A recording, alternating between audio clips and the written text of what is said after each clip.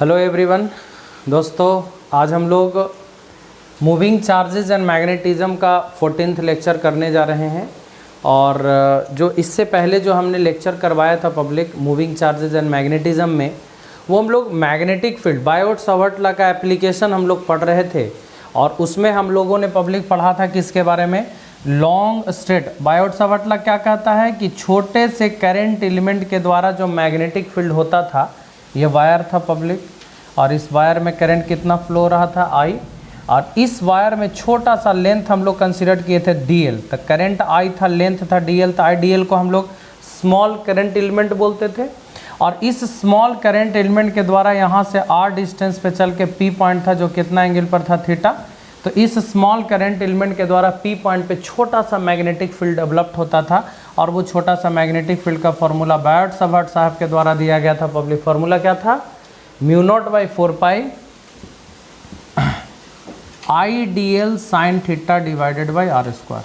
ये फार्मूला था public, μ0/4 pi IDL sine theta divided by R² के बराबर। ध्यान रखना है, μ0/4 पाई IDL साइन थीटा बटा R² के बराबर ये मैग्नेटिक फील्ड का फार्मूला था। ठीक है, μ0/4 pi IDL sine theta by R²। इसी को हम लोग इम्प्लीमेंट किए थे। जैसे हमने बताया था कि सर्कुलर वायर के सेंटर पे मैग्नेटिक फील्ड कितना होगा, μ0I/2R, ऐसा बताए थे पब्लिक। सर्कुलर आर्क है, सर्कुलर आर्क, ये सर्कुलर आर्क है पब्लिक, और सर्कुलर आर्क के सेंटर पर कितना होगा, तो μ0I/2R थीटा/360। ये सर्कुलर आर्क के सेंटर पे था पब्लिक, है ना। फिर हमने ये एंगल थीटा था, यहाँ पे ध्यान देना है। फिर इस बात को ध्यान देना है पब्लिक कि स्ट्रेट वायर था, और इस स्ट्रेट वायर में करंट अगर I फ्लो कर रहा है, यहाँ से D डिस्टेंस पे चल के ये इनफाइनाइटली लॉन्ग वायर है, ये ध्यान रखना है। इस इनफाइनाइटली लॉन्ग स्ट्रेट वायर है, करंट I फ्लो कर रहा है पब्लिक। तो इसके कारण यहाँ से D डिस्टेंस पे चल के अगर कोई P पॉइंट है, तो यहाँ पे मैग्नेटिक फील्ड होता था μ0I/2 पाई D के बराबर। कोई दिक्कत, μ0I/2 पाई D के बराबर होता था। फिर वन एंड पर लाई करता था, तो μ0I/4 पाई D के बराबर होगा। फाइनाइट वायर से D डिस्टेंस पे चल के P पॉइंट है, पर फाइनाइट वायर मतलब फिक्स है, तो ये P पॉइंट पे मैग्नेटिक फील्ड कितना, तो ये एंगल बराबर होता था। तो फार्मूला μ0I/2 पाई D इंटू साइन फाई के बराबर। और अगर उसी के लाइन में है P पॉइंट, जैसे लॉन्ग स्ट्रेट वायर है, करंट I फ्लो कर रहा है, और पॉइंट इसी के लाइन में है, तो मैग्नेटिक फील्ड का मान क्या हो जाएगा, 0। तो मैं आप लोगों को बता दूं कि अगर पॉइंट करंट कैरिंग वायर के ही लाइन में है, तो मैग्नेटिक फील्ड 0 होगा। वन एंड पर है, तो μ0I/4 पाई D के बराबर होगा पब्लिक। मिडिल पॉइंट पे है फिक्स वायर के, तो μ0I/2 पाई D इंटू साइन फाई। अगर इन्फाइनाइटली लॉन्ग वायर के मिडिल पॉइंट पे है, μ0I/2 पाई D। ये फार्मूला हम लोग किए थे। फिर हमने बताया था पब्लिक कि ये सर्कुलर वायर है, ये circular current carrying circular wire, और इसके एक्सियल पॉइंट पे हमने मैग्नेटिक फील्ड बताया था। और वो मैग्नेटिक फील्ड इतना बताए थे, μ0I R² divided by 2 under root या R² प्लस A² के पावर 3/2। वेयर रेडियस R था पब्लिक, A ये वाला था और X ये वाला था, है ना। तो ये फार्मूला हमने आप लोगों को बताया था। और पब्लिक इसी में हम एक फार्मूला बताए थे कि अगर ये सेंटर पर आ जाए तो A का वैल्यू 0, A का वैल्यू जब 0 पुट करेंगे तो 2 से 2 कैंसिल हो गया, R³ R² से R³ कट गया, R बचा, μ0I बटा कितना हो गया, 2R के बराबर। और देख लीजिए सर्कुलर वायर के सेंटर पर आया है कि नहीं आया। तो ये हमने लास्ट लेक्चर में आप लोगों को बताया था। आज का जो लेक्चर होगा पब्लिक, उसमें हम लोग जानेंगे कि अगर दो पैरेलल वायर है और दोनों वायर में अगर करंट फ्लो कर रहा है, तो उसमें दोनों में अट्रैक्शन होगा, रिपल्सन, मतलब आप कह सकते हैं कि मैग्नेट का कॉन्सेप्ट, मैग्नेट में जो अट्रैक्शन रिपल्सन होता है उसका कॉन्सेप्ट बिल्कुल यहीं से शुरुआत होता है कि मैग्नेटिज्म में अट्रैक्शन रिपल्सन मतलब क्यों होता है। मैग्नेट में अट्रैक्शन रिपल्सन होता है, अट्रैक्शन होता है ना, सिमिलर अपोजिट नेचर का charge, north pole south pole. आप लोग को याद होगा पब्लिक, अगर ये चुंबक है जिसमें नॉर्थ पोल साउथ पोल है, बगल में एक और चुंबक को लाएं नॉर्थ पोल साउथ पोल, बताइए नॉर्थ और साउथ एक दूसरे को अट्रैक्ट करेगा कि नहीं। अगर नॉर्थ को ले जाएंगे पब्लिक तो रिपेल करेगा। तो ये जो कॉन्सेप्ट है अट्रैक्शन और रिपल्सन का, वो यहीं अभी जो बताने जा रहे हैं पब्लिक की, दो पैरेलल करंट कैरिंग वायर से के बीच में कितना फोर्स लगेगा, तो यहीं से वो डेवलप्ड होता है। इस बात को आपको ध्यान देना होगा, ठीक है। तो चलिए हम लोग डिस्कस करते हैं पब्लिक उसके बारे में, ठीक है। फार्मूला फॉर हेडिंग बनाना है, फार्मूला फॉर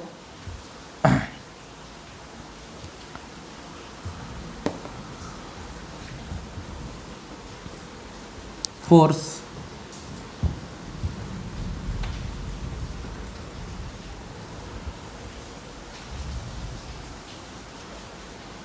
देखिए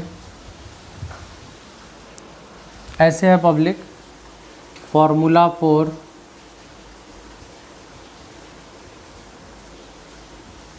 force acting between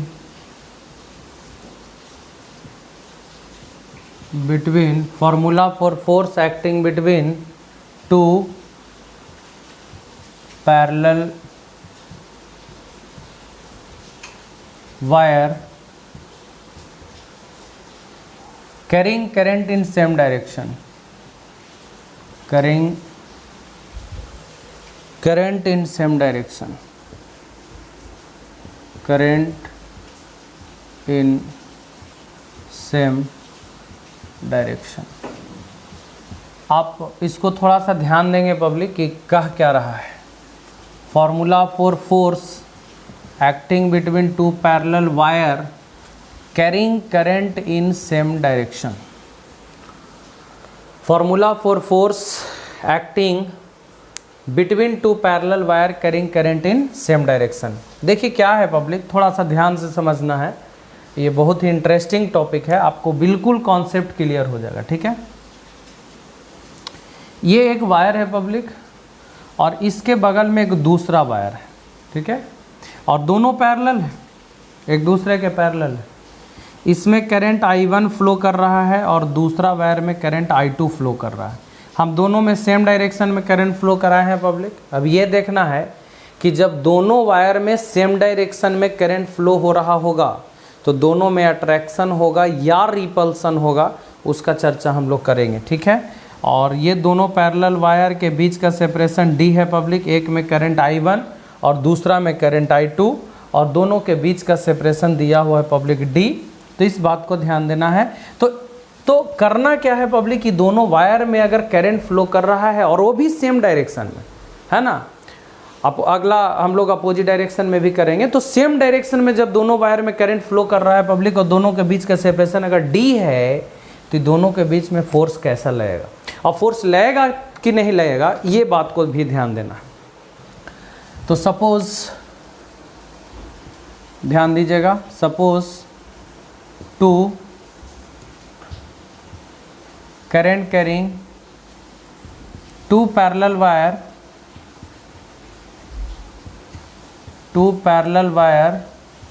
carrying current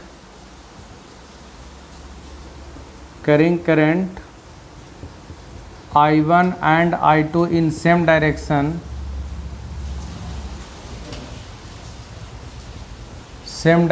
separated by a distance D।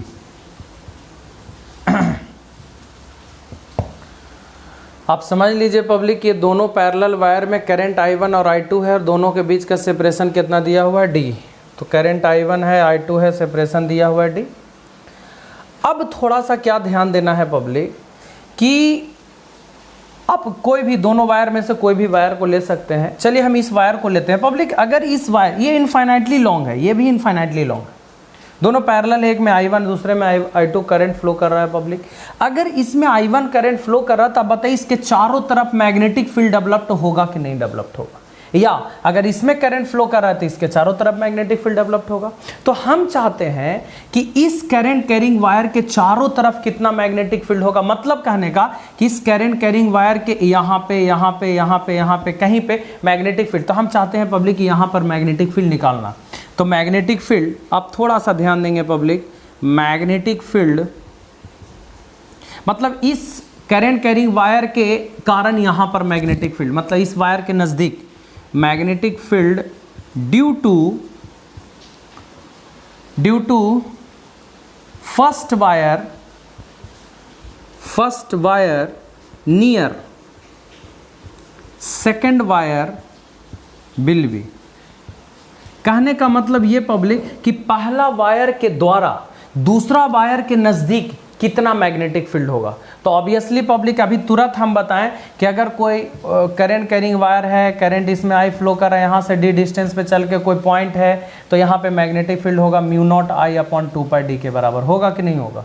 तो वही है, करंट I1 फ्लो कर रहा है, यहाँ पे आपको मैग्नेटिक फील्ड निकालना है पब्लिक। यहाँ से कितना डिस्टेंस पर है? डी डिस्टेंस पर है, तो यहाँ पे मैग्नेटिक फील्ड होगा mu naught I1, current I1 है, अपॉन 2πd यहाँ पर। और पब्लिक आपको यहाँ पर मैग्नेटिक फील्ड निकालना है, करंट इधर है और यहाँ पे मैग्नेटिक फील्ड चाहिए पब्लिक। तो करंट से पॉइंट की तरफ अपने हाथ को घुमाएंगे तो क्लॉकवाइज घूम रहा है ना, देखिए ऐसे ऐसे क्लॉकवाइज घुमाएगा तो कसाएगा तो अंदर की तरफ। यानी कहने का मतलब ये हुआ कि इस वायर के द्वारा इस वायर के नज़दीक अंदर की तरफ मैग्नेटिक फील्ड होगा। और कितना मैग्नेटिक फील्ड होगा पब्लिक? तो mu naught I1 upon 2πd के बराबर होगा।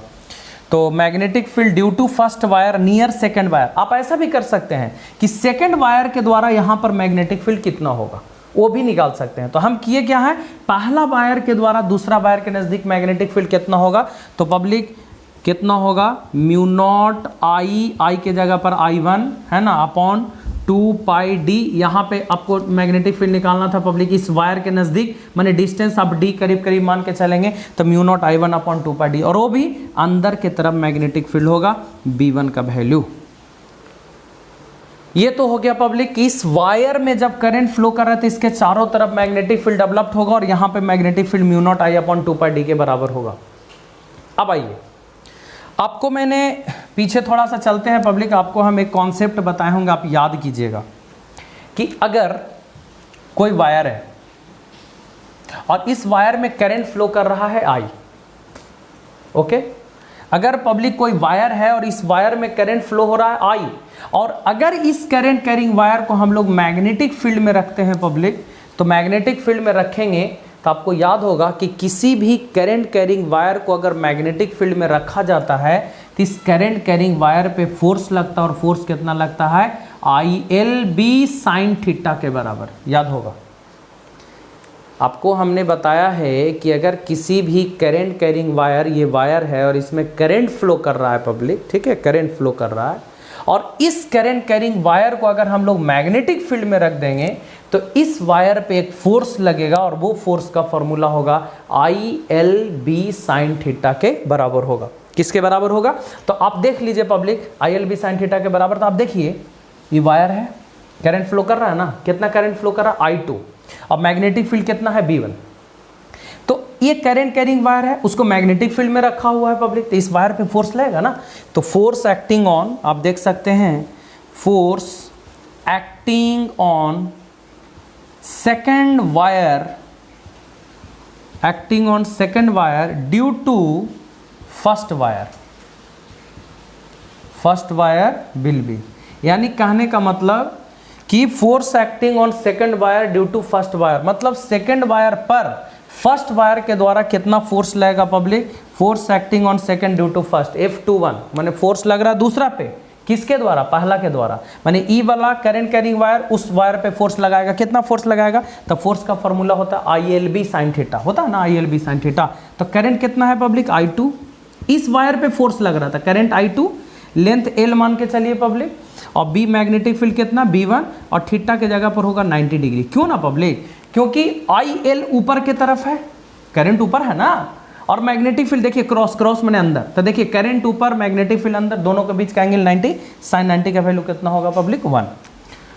इसको अगर प्रोसीड करें आगे हम लोग, तो प्रोसीड करने के बाद ऐसे मिलेगा public F21, force acting on second wire due to first wire is equal to I2L B1, sine 90 का वैल्यू 1, B1 का वैल्यू कितना हो जाएगा? Mu naught I1 upon 2πd के बराबर होगा, साइन 90 का वैल्यू 1। अब बता दीजिए पब्लिक कि फोर्स पर यूनिट लेंथ कितना होगा?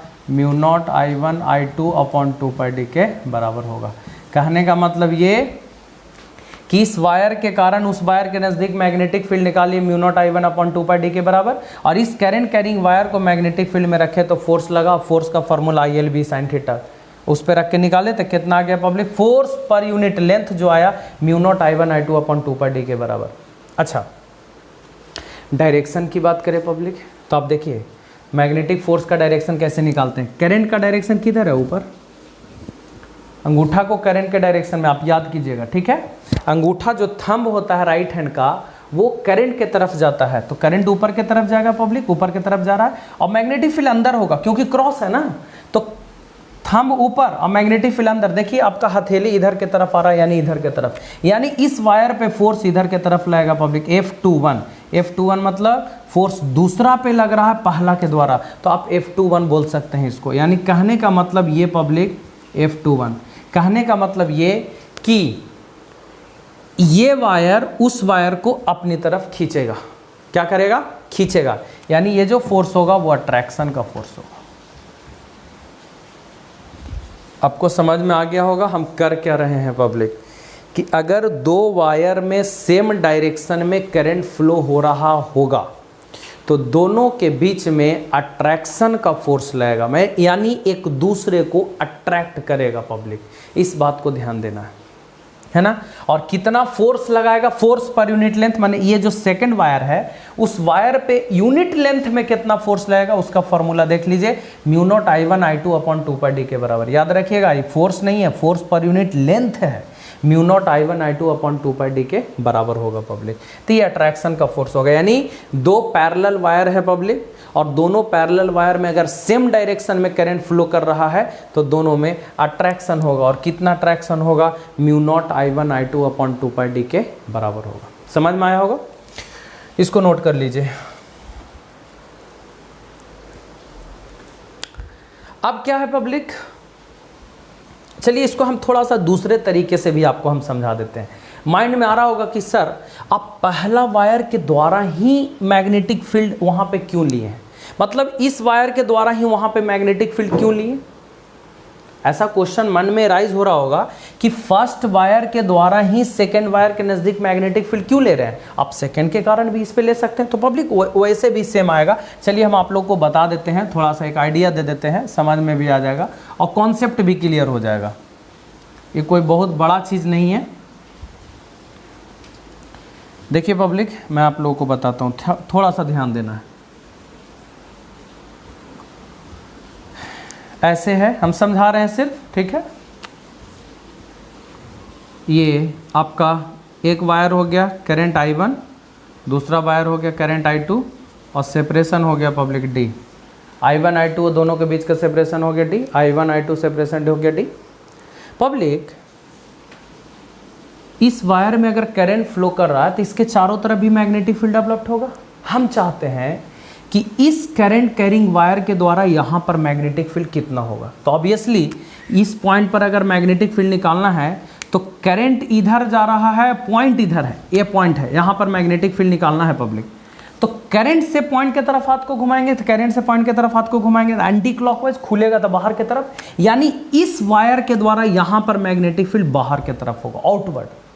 और कितना होगा पब्लिक मैग्नेटिक फील्ड, B2 मैंने दूसरा वायर के द्वारा, तो इनफाइनाइटली लॉन्ग वायर है ना, और करंट कितना फ्लो कर रहा है I2, और यहाँ से डिस्टेंस इसका कितना हो जाएगा D, तो फॉर्मूला होगा mu not I2 upon 2πd के बराबर, करंट I2 और डिस्टेंस हो जाएगा D। यानी अगर स्ट्रेट वायर है, इसमें करंट I फ्लो कर रहा है, यहाँ से D डिस्टेंस पे चल के कोई पॉइंट है, तो मैग्नेटिक फील्ड होगा mu naught I upon 2πd के बराबर, वही तो की है mu not I2 upon 2πd के बराबर। और करंट इधर, पॉइंट इधर है पब्लिक, इसलिए यहाँ पे आउटवर्ड मैग्नेटिक फील्ड होगा, बाहर की तरफ होगा। तो आप सोच लीजिए कि अगर इस वायर के द्वारा मैग्नेटिक फील्ड लिखे पब्लिक यहाँ पर, तो mu not I2 upon 2πd के बराबर होगा, इस बात को ध्यान देना है, और बाहर की तरफ होगा। अब आइए, ये तो मैग्नेटिक फील्ड हो गया दूसरा वायर के द्वारा सेकंड वायर के नज़दीक, फर्स्ट वायर के नज़दीक, माने दूसरा वायर के द्वारा पहला वायर के नज़दीक कितना मैग्नेटिक फील्ड हो गया, mu naught I2 upon 2πd के बराबर हो गया पब्लिक। अब आइए, ये वायर में करंट कितना फ्लो कर रहा है, I1, कितना करंट फ्लो कर रहा है, I1। तो इस वायर में पब्लिक अगर I1 करंट फ्लो कर रहा है, मैग्नेटिक फील्ड B2 है mu not I2 upon 2 pi D, तो करंट कैरिंग वायर अगर मैग्नेटिक फील्ड में है तो फोर्स लगेगा ना। तो फोर्स का फॉर्मूला क्या होता है, ILB साइन थीटा।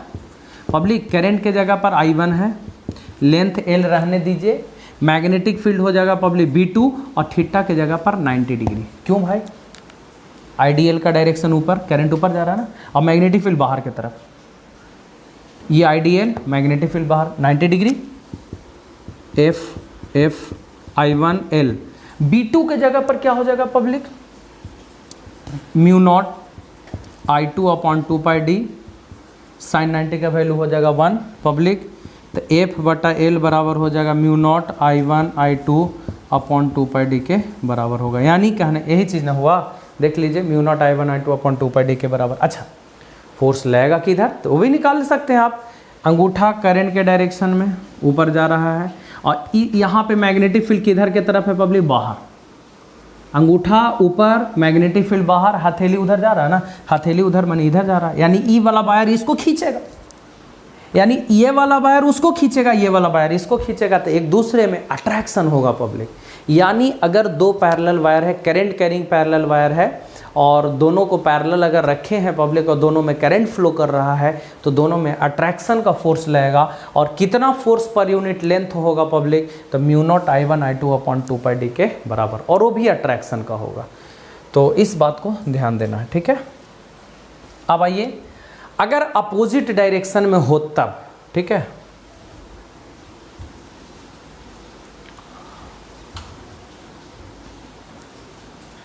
अगर मान लिया जाए अपोजिट डायरेक्शन में हो पब्लिक, तब क्या होगा।